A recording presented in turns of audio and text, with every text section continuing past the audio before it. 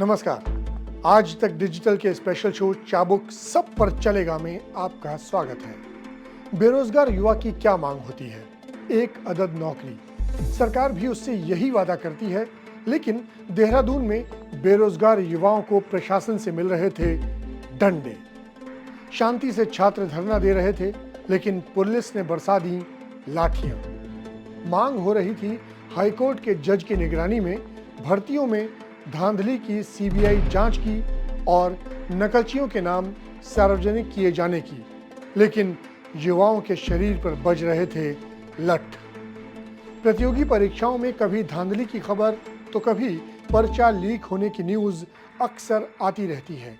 इसकी वजह से उन मेहनती छात्रों को बहुत बुरा लगता है जो किसी तरह से पैसों का जुगाड़ करके अलग अलग शहरों से परीक्षा केंद्र पहुंचे होते हैं और पता चलता है कि धांधली या पेपर लीक के कारण या तो एग्जाम होगा नहीं, या जो एग्जाम हो चुका है वो अब रद्द कर दिया गया है। वो कहते हैं ना कि एक मछली सारे तालाब को गंदा कर देती है। हमारे इस वीडियो के केस में यानी परीक्षा वाले मुद्दे में भी रैकेट में शामिल कुछ लोगों के अलावा हजारों छात्रों की कोई गलती नहीं होती। ये सारे बेरोजगार फिर आक्रोश से भर जाते हैं और धरना शुरू कर देते हैं। उत्तराखंड में देहरादून के शहीद स्मारक पर हुआ विरोध प्रदर्शन एक उदाहरण भर है। इससे पहले आपको राजस्थान या यूपी में हुए पेपर लीक की खबरें भी याद होंगी।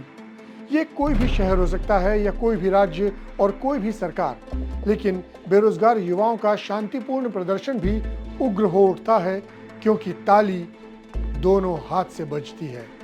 देहरादून वाले केस में पुलिस का कहना था कि शहीद स्मारक के पास धरना नहीं दिया जा सकता और उन लोगों को अन्य जगह सुझाई जा रही थी, लेकिन ठगे गए हजारों छात्र सुनते हैं क्या? थोड़ी बहस बढ़ते बढ़ते हो जाती है झड़प और फिर प्रशासन के पास होता है डंडा और वो चलता है सटासट और युवा खून उबाल लेकर उठा लेता है पत्थर और शुरू कर देता है पुलिस पर बरसाना।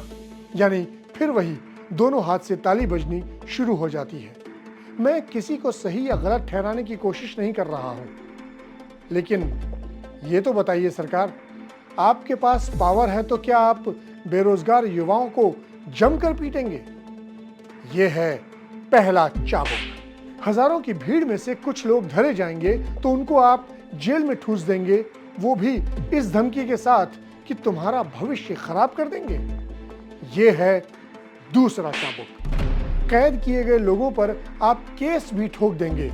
क्यों भाई? अगर कसूरवार हैं तो वो सारे जो धरना प्रदर्शन में शामिल हुए, उग्र हुए, फिर केवल कुछ लोगों पर केस क्यों?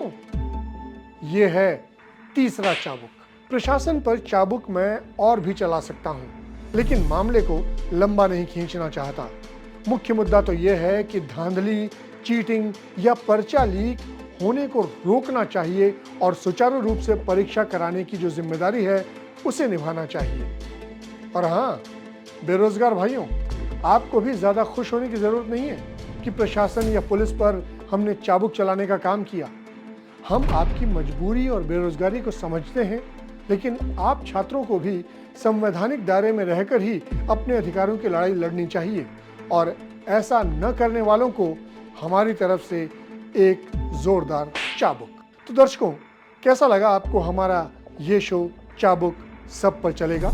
कमेंट करके हमें बताएं और सब्सक्राइब करें आज तक।